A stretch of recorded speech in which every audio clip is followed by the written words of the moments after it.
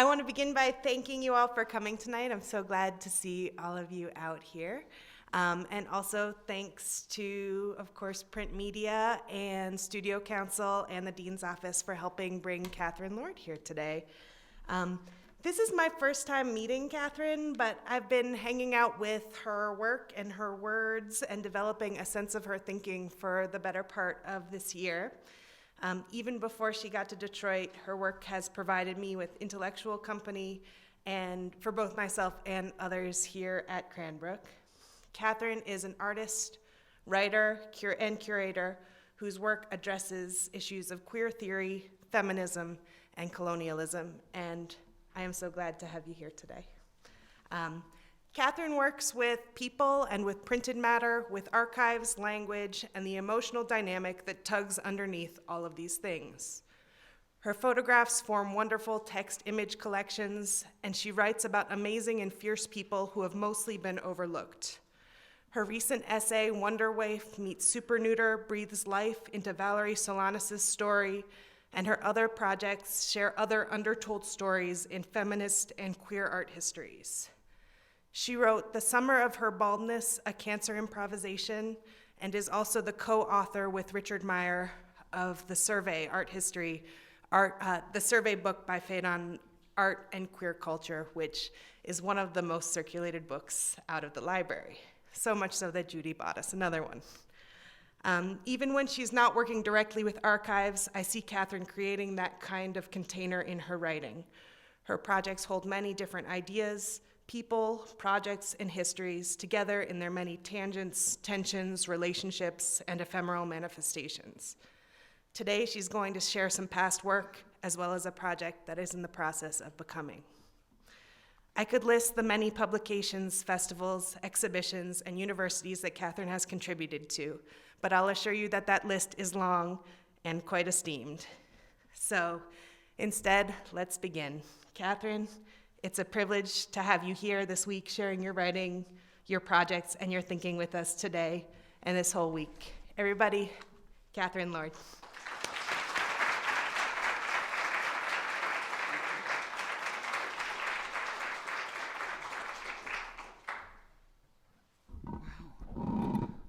Hi there.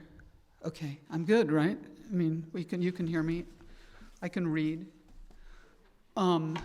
Okay, so my turn for thanking people, which is thanks to Emmy and Emily and Anna and Randy, and in general thanks to what seems to be a really sort of direct and present and supportive community. So I'm glad to be here. I'm glad to have a bit of relaxed time here. Okay, so I write things on paper and I take photographs of paper and print them on paper, I guess. So which means that what I'm going to do here is read sort of bits of things and talk about them. I guess that's what people do, but maybe more reading than you're used to. But then I don't know what you're used to. Hello, wake up here.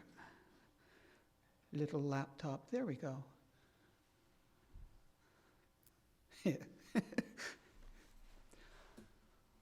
Okay, here goes. I'm incredibly nervous. Okay, I'll get over that when I get into it. Sometimes I might just do stretches here. Why is nobody sitting in these seats? Is it something about me? I'm like, oh, okay. They're for the press? Is that the point?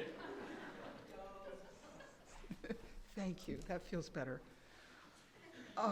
Okay, so here we go. This is a scrap. It hasn't even attained a title yet. I'm not one of those people who generates a random string of letters, numerals, and symbols to protect my possessions, material and virtual, animate and inanimate, present and unaccounted for, substantial or pitiful, bank accounts, retirement accounts, Facebook, frequent flyer clubs, Amazon Prime, eBay, LinkedIn, AT&T, etc. No one can memorize such lists, and I have not stooped to data vaults, Thus, protecting myself means I would have to find a crevice in the brick and mortar world where I could store my random sequences.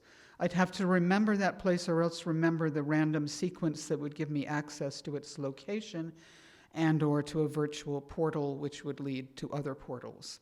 Instead, my possessions are protected by combinations of things I was convinced at the time I would never forget or could forever reconstruct if only I stopped to think.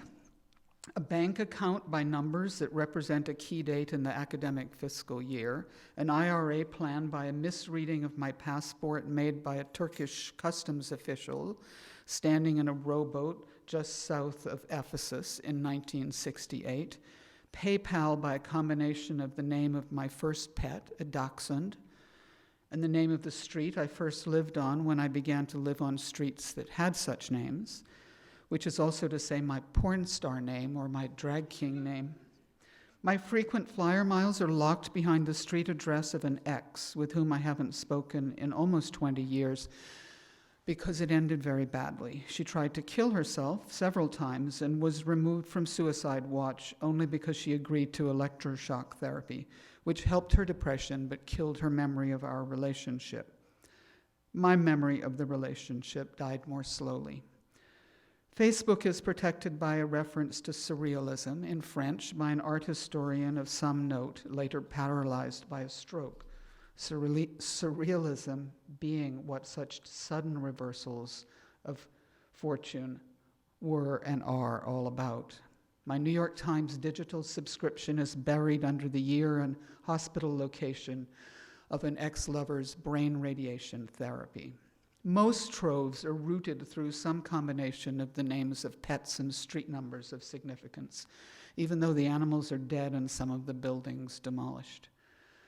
Occasionally, when I've integrated into a password a pet named after a celebrity who maintained her privacy beneath a pseudonym, I stuff my junk behind that pseudonym. For variety, I have begun to use all caps for emphasis, thus inflecting my pseudonyms with accents and languages through which I have lived. Calmed, 2013, Sam le Dead Chat. When I check my bank balance or pay a bill or order yet another postcard from eBay, my fingers return to trauma, to a house or a hospital or a woman or a town or a nickname or a creature of another species that I loved or still do. My most valuable files are protected by the memory of my brother, dead for more than 40 years. These are my codes. My privacy settings are skewed. So there you are. That's a scrap to give you some idea about, I don't know what, my relation to the private and the public and the layering of information. So there's that. Then the project, at least one incarnation of which got done 4 or 5 years ago, was a project, like an archive project. This is what the Gay and Lesbian Archive of Los Angeles, which is part of the University of Southern California library system, looked like before they gave it to the queers to decorate. Because we decorate. We're good at stuff.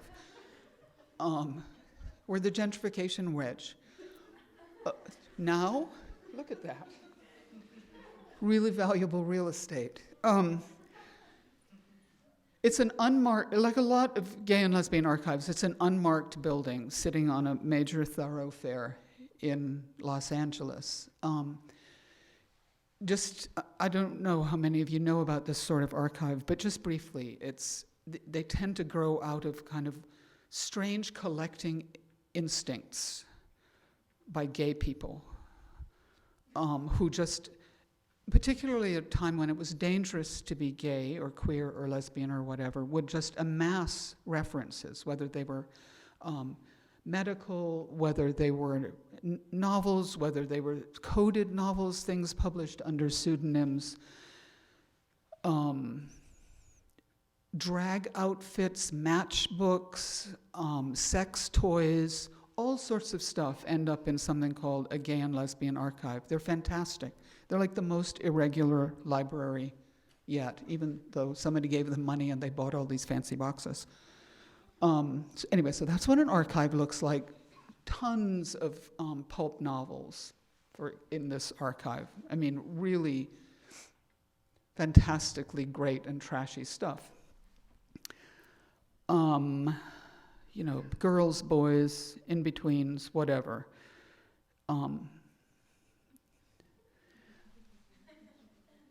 That probably says it more directly than anything else.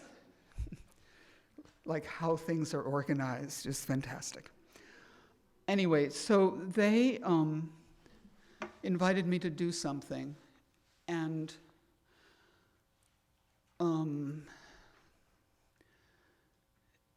behind that row of books and boxes that you see there are the closed stacks of the library, which have about 30,000 books, and you can't normally get to them. They're all locked up because they're afraid of people stealing them. Some of them are quite valuable. There's vandalism. Who knows what else might go on. It is a queer library. Anyway, so they invited me to do something, and somehow my first instinct was to do something astonishingly that had to do with books. So I worked there with the help of some assistants, going through the books in the closed stacks to find. There you can see. The piece, the panels above are the piece that I made. You look from that piece, from this mezzanine, down into a library of books to which you have no access. So I spent some time with very patient library staff who just let me rummage through books, pull out books, and photograph what I wanted in the books. So that led in one incarnation to this sort of installation.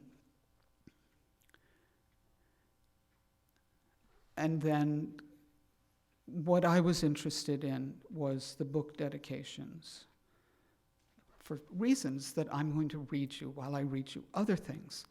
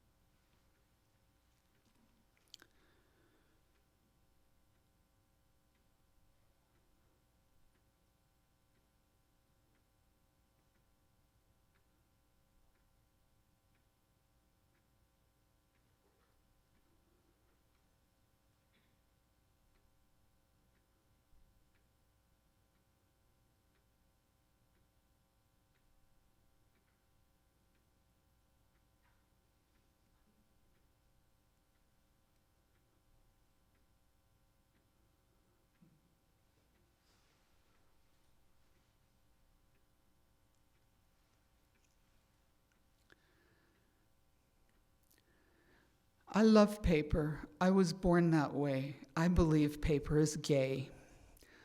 I like archives, preferably impossible archives, specialized archives, endangered archives, archives only I recognize as archives, among them queer archives.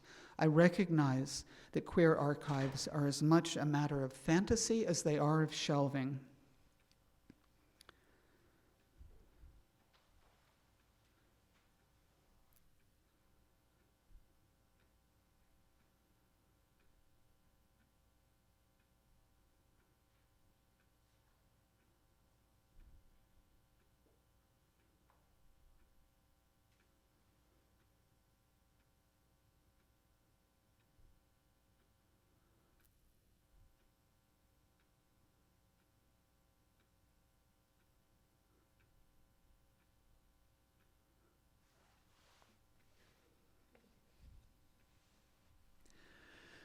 My grandmother, a mannish woman of the late 19th century who should have been a lesbian, a meaningless statement because that life was a concept inside which she could not yet shelter, called me bookish. Bookish is not a compliment. Bookish implies living beside life, not in it, suspicious of the real thing, head in the clouds, inflicting irrelevant knowledge on lesser mortals. Bookish exudes ambivalence. It smells of irony. Nothing is what it seems. Everything can be understood another way. Nothing is safe from translation into code. Being bookish is to stand on the ground of queer possibility. My grandmother predicted I would ruin my eyes. I have, but not in the way she meant.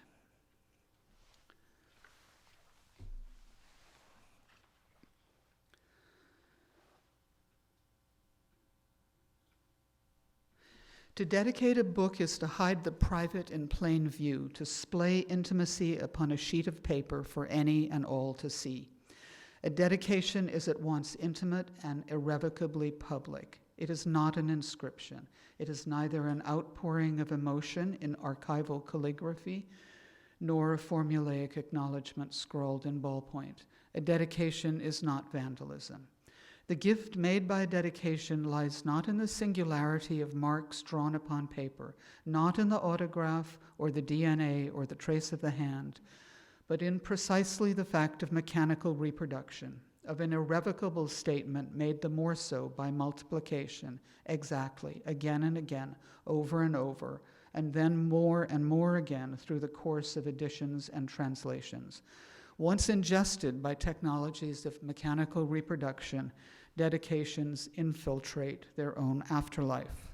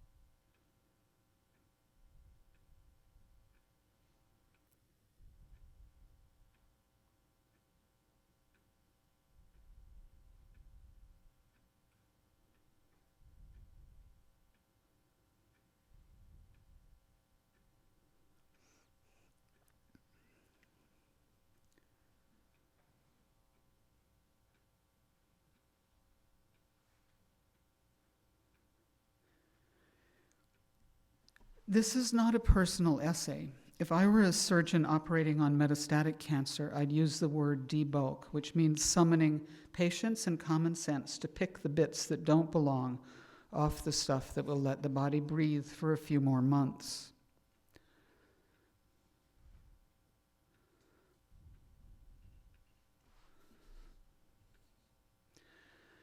The book dedication tenders the gifts of labor and love.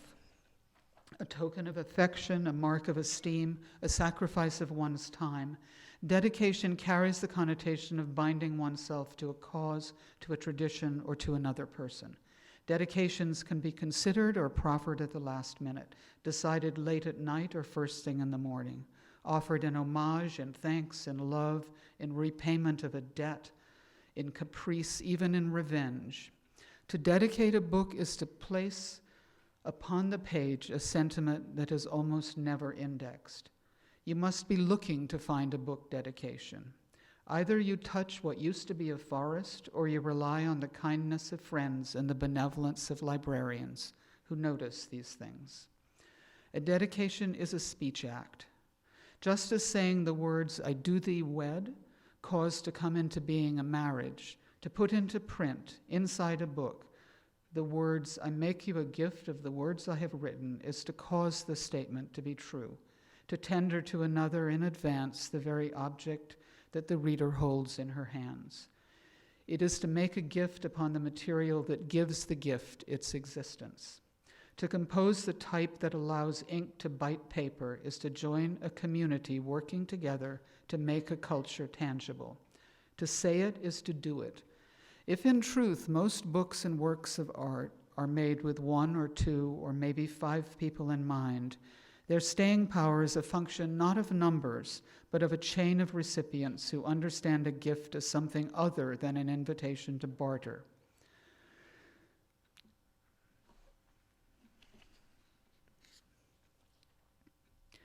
The act of dedication occupies that uncharted time and uncertain space between thoughts disciplined into words and the binding of those thoughts upon paper. The gift does not exist, and thus cannot be made until the object is brought into existence by a spine. The gift is perverse. The giver does not relinquish what she has given.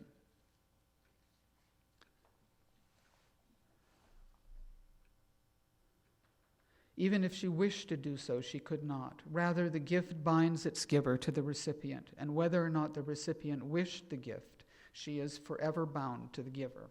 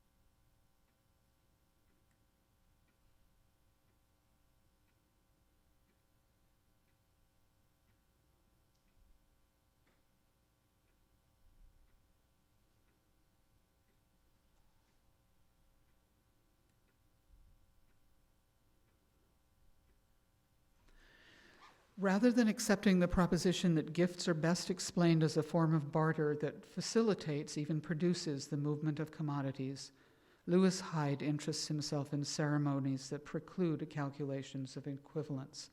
Such practices do not oblige the recipient of a gift to do anything so unimaginative as to offer a gift in return. Indeed, they prohibit it. The recipient's obligation is not to the giver, but to someone else in the community. Hyde opens our thinking to a choreography of gifts nuanced by needs more graceful, more intricate, more coded, more profoundly queer, shall we say, than an offering of this for that, or the expectation of this for that. The giver does not receive a gift from the object of her generosity, but from another member of the group. The exchange is indirect. The circle, understood to be the social body, enlarges. The gift goes around the corner before it comes back.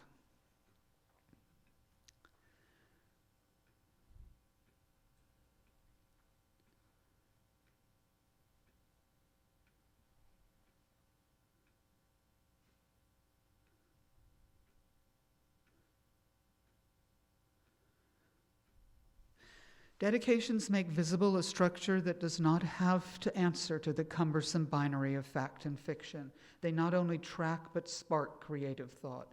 Dedications can trigger a friendship, an affair, a trick, a marriage, a divorce. Dedications mark fields of desire that are necessarily tied to queer everything: historiography, historians, theorists, artists, students. They offer a fertile surface upon which memory can be laid, out of which a story can be told.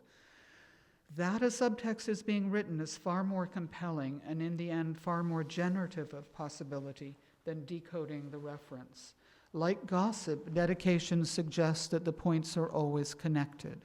Like gossip, those connections embed the desires that stick cultures together. The reward of these tendrils of debt is the means to imagine a web of connections that can animate the present. It doesn't matter whether or not the connections are true.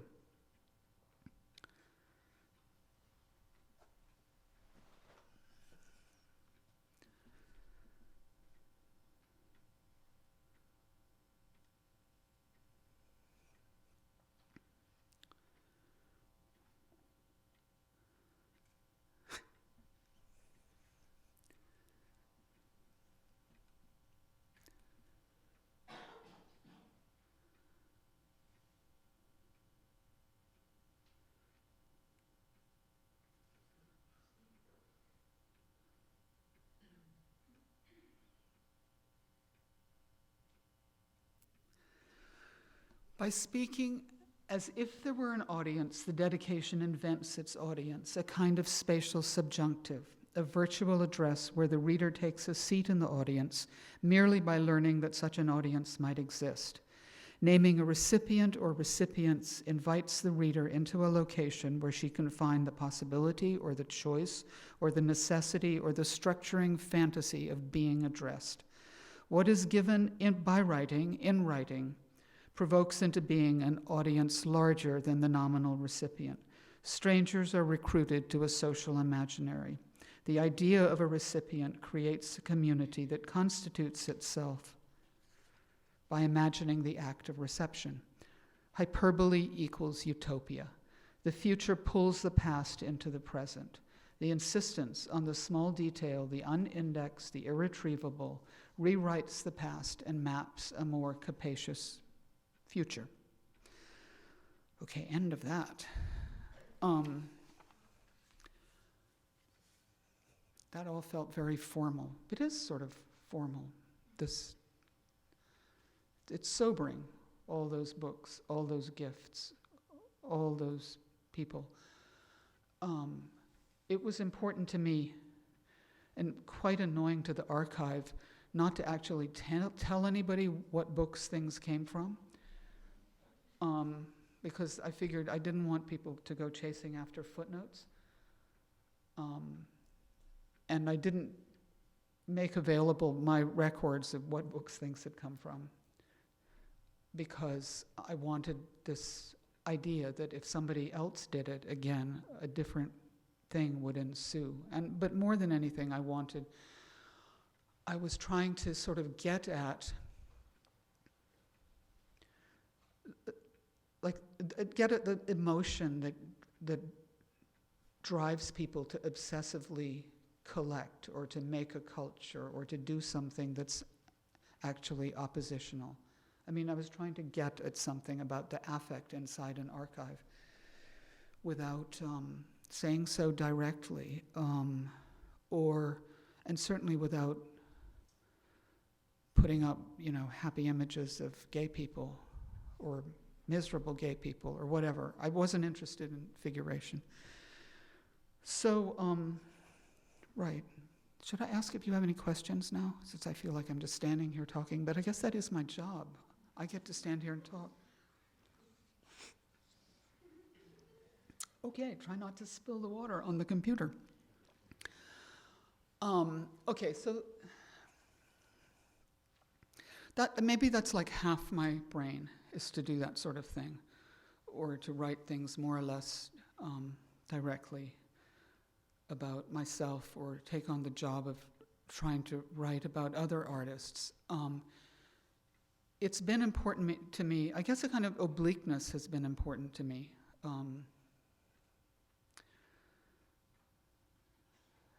And not getting sort of pegged as one thing or another. The project that I want to talk to you about is something that I began like 15 years ago. It's based around a small island in the Caribbean called Dominica, which would nominally not seem to have a great deal to do with gay archives or American contemporary art at all. The project got sort of interrupted by catching cancer and writing a book about it. This is The Summer of Her Baldness, and then being invited to do this survey by Fiden, to do this survey of queer art, both having cancer and doing a survey book are really distracting and time-consuming in slightly different ways, but really they both make you feel pretty shitty. Because obviously for one reason, and then the other reason you think, oh my God, I'm doing a survey. I never wanted to do that. Okay, so the project that I want to talk about, and I have to say here that it's called The Effect of Tropical Light on White Men, which is the title of a eugenics book that I stole. I mean, I didn't steal the book, I bought the book. I stole its title. I found it in a used bookstore and thought, oh, too good. Anyway, it needs to be a book. I'm not a book designer. What I'm going to show you is incredibly unresolved and totally primitive in terms of design. If anybody wants to work with me in terms of designing something, I recruit. I really am happy. I mean, and seriously, I would like to find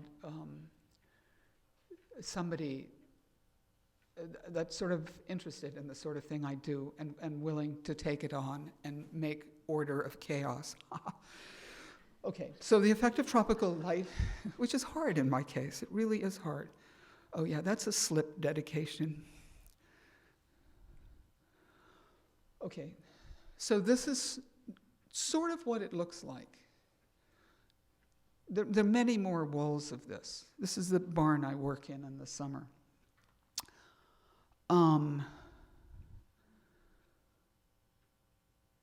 In some ways, although the project has to do with kitsch painting and botanical colonialism and slavery and horrible things white people did and the mentality of the accountant and medical stuff, which I'll go into, at some basic level, it's like the project is about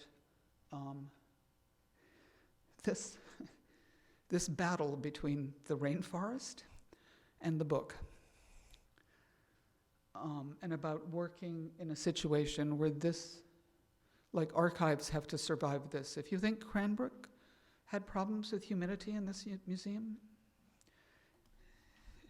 it wasn't really as extreme as it is someplace where it rains 300 inches a year. So I'm going to read you sort of bits of what goes into this book and show you, I guess, some sort of proposals for ways I'm thinking about it.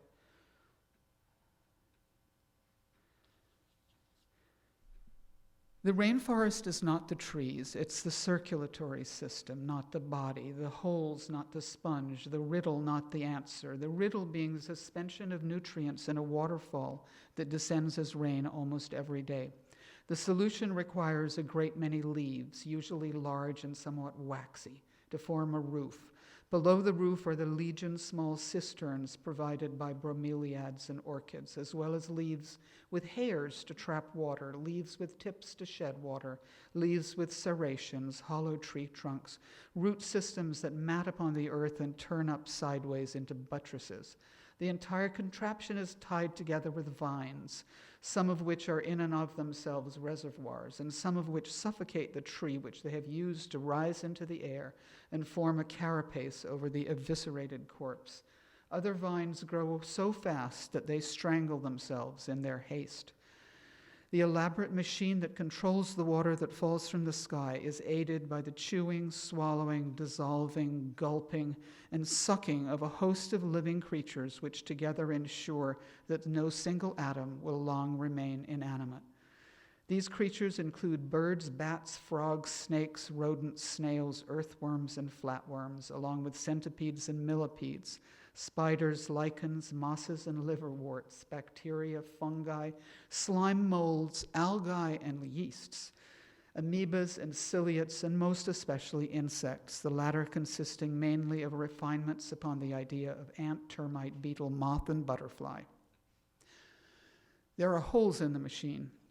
Some are natural, caused when a tree crashes due to old age or epiphyte loads. The latter is the technical term for death by too much beauty or the weight of orchids. Some holes involve the compulsion to fill the margin of error, that thin zone of hope between the costs of production and revenue from the sale of what is produced. The rainforest is voracious in its pursuit of revenge. The posts of a house, for example, are eaten from the bottom up before the first rafter has been nailed into place.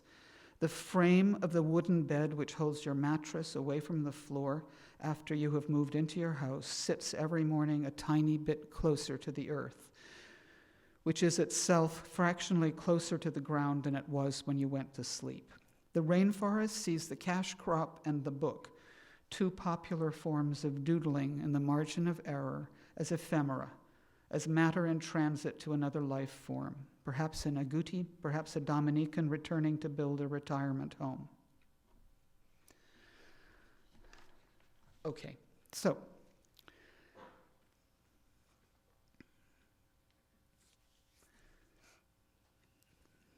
this is a complicated story to explain, and there's no simple way to explain it. But the basic structure is this thing called a Commonplace Book, which was a sort of 16th century library substitute prototypical database,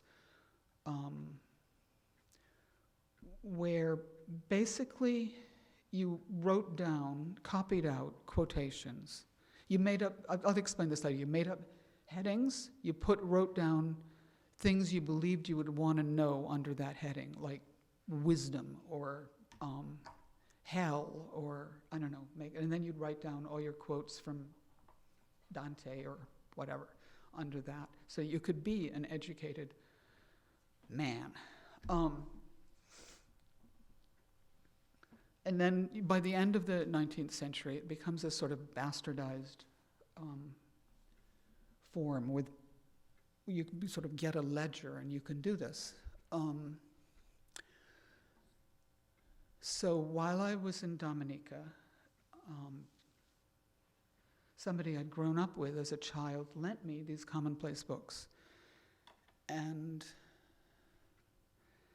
I thought they were really beautiful. They are the common. I have to say here, in terms of unresolved, I really like doing projects where there is no outside introduction, where you're sort of in the middle of it, and then you realize what's happening. So it's very sort of odd to kind of explain it to you in this way. Like in my vision, there's you would arrive at around the B's or the C's before you understood what you were doing. Anyway, this guy, Henry Nichols,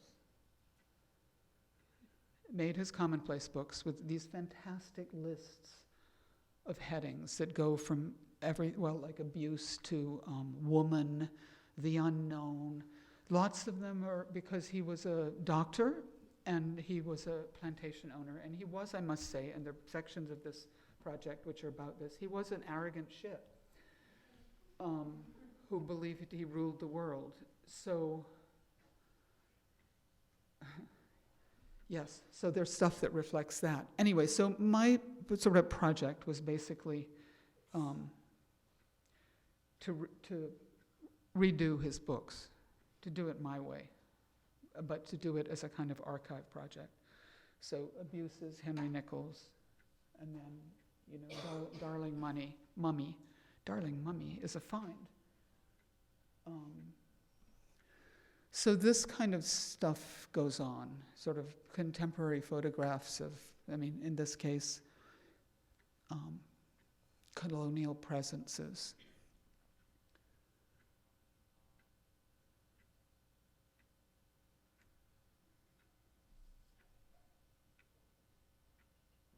Well, if you want to hear my voice, I'll read to you because I have it here.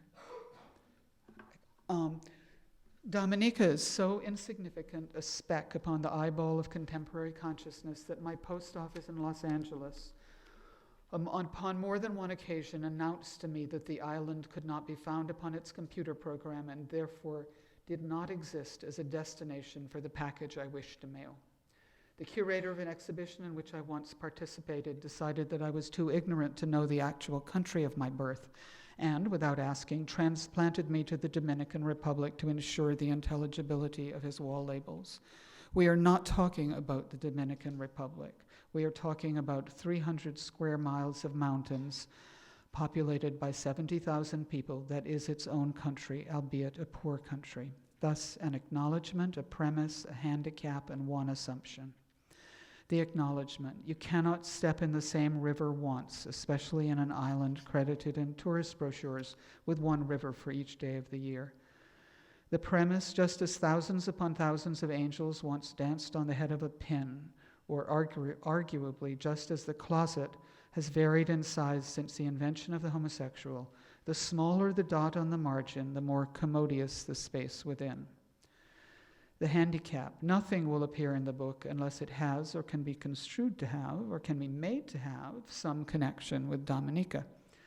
The assumption the reader is Dominican by birth or by invention.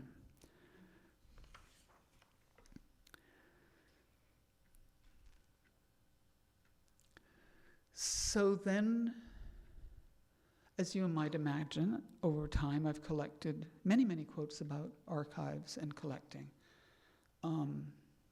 from sort of different places. It would be difficult to do this project without Walter Benjamin. And there's stuff that I'm still trying to figure out here about what sort of relation one thing would have to another thing. I mean, that is a medical term for hookworm. Hookworm is what you get if you wander about in bare feet, etc. So it's like, so how do you, doing this project feels like being like between two completely different universes. The one where Walter Benjamin lived, and then this one where everything is being eaten every day in non-archival circumstances. Okay, so this is kind of more of an explanation. In March of 2001, while recovering from treatments for breast cancer, I traveled to Dominica, where I was born in 1949. On the last day of my stay, I was loaned by Dr. Lennox Honeychurch 3 leather-bound ledgers containing the reading notes of Dr. Henry Alfred Nichols. As far as I know, Nichols is the only person in the history of Dominica who labored as a young man to collect what he would need to remember in his dotage, knowing that by that time, memory, among other things, would almost certainly have been unfaithful.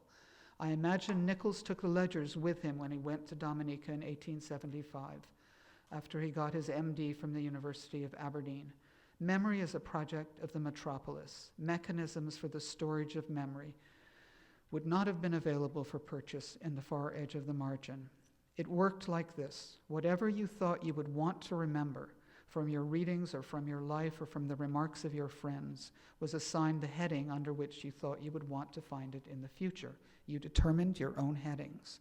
You entered your chosen heading, vanilla, for example, or insanity, into an index at the front of the ledger, along with the page numbers of the first unoccupied page spread. Whatever you thought fit under the heading you had chosen, you copied out in longhand onto that page spread. As life went on, you kept copying. When you filled one page spread, you went back to the index page, found the next unoccupied spread, and continued to copy. Nichols filled 3 volumes in Dominica, using somewhere between 300 and 325 page headings, depending on how fastidious one chooses to be about repetition. While the light is dying on the veranda of P's bedsit, I photograph the headings. I have neither the time nor the inclination to read what Dr. Nichols filed under each heading.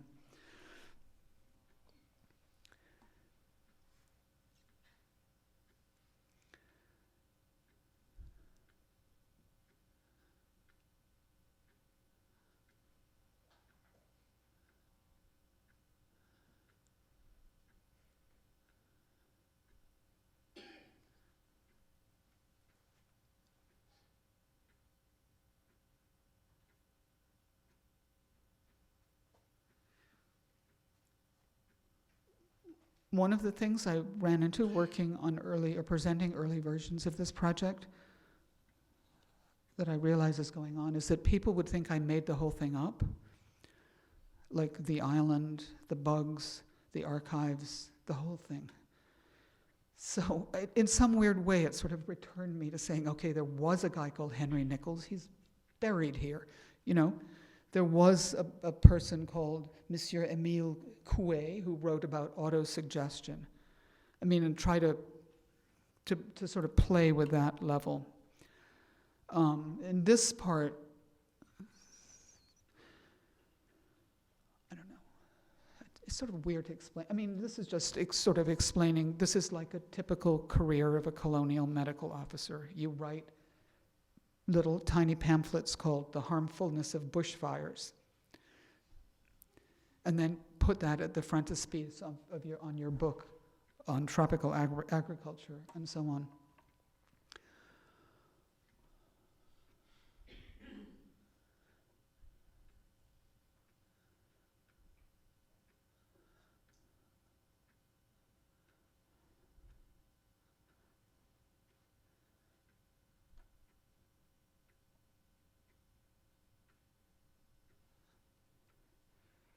Okay, so archive quotes. Web grabs as a way to sort of make it not all 19th century.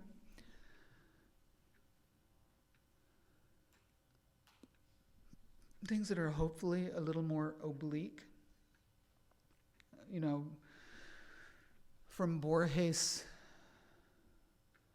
to mysterious staircases shoved on a shelf at this fabulous museum outside London called the Museum of Economic Botany, which I sort of fell into one day and which gave me a fellowship for a while, to rummage through trays of coffee beans and vanilla pods and everything you can imagine, all organized not as I would organize things, but by plant families. And then there were these unexplained objects that would never get thrown away, like this staircase. Anyway, so there we are.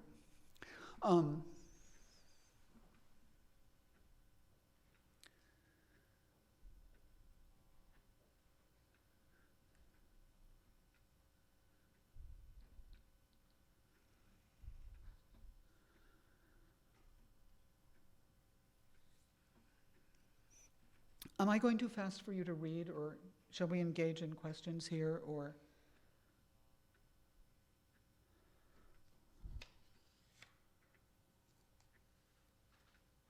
I'll read this one. Okay, earthworms. Okay, another sort of formal writing problem in all this is never in my wildest dreams did I imagine actually writing about earthworms. And to try to make it something that you would kind of want to read about earthworms, and to try to queer it a little bit, implausible as that may seem, about the earthworm. So that was part of the goal in writing this. The night crawler, the common field worm, the green worm, the red worm, the garden worm, the manure worm, a tube within a tube, mouth at one end, anus at the other. The earthworm breathes through the skin. The earthworm cannot see. The earthworm cannot hear. The earthworm lives for 10 to 15 years. With syphilis and the common cold, the earthworm is a European import to the Americas. A hermaphrodite that fucks by lying head to tail with a mate, each shapes for the occasion something like an obverse dildo or an ephemeral vagina.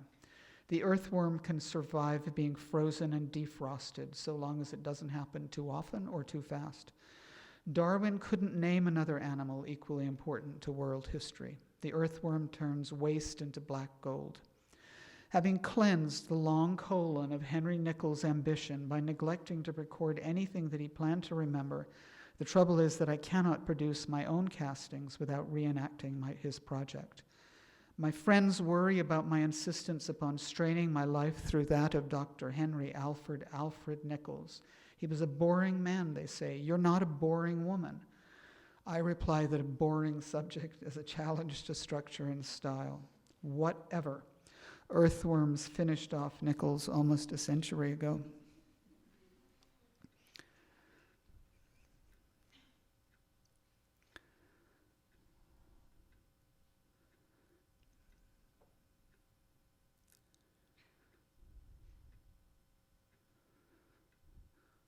Okay, I think that's it on this. This sprawl, it's not as much, it's difficult to make it into a talk. It just feels like a sprawl, a tangle. What else should I say about it? There are particular stories that run through it about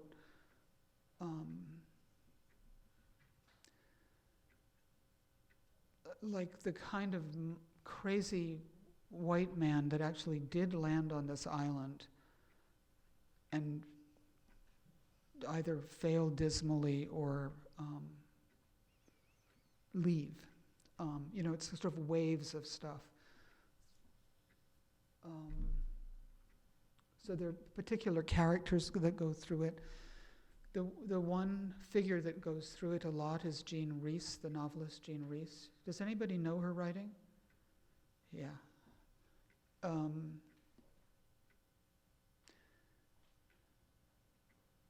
She's the one who said they used to call us white cockroaches.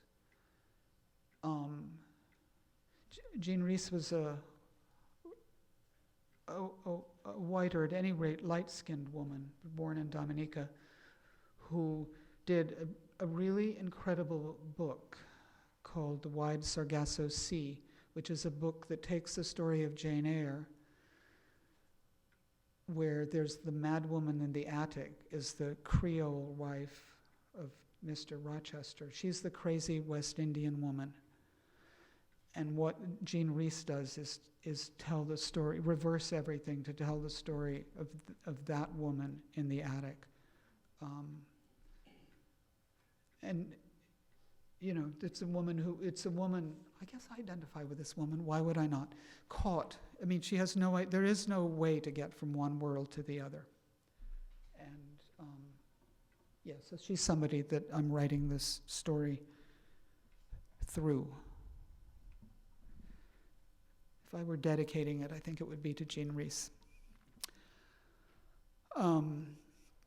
Okay, so I think that's all. The world's most loudly ticking clock. So we have time for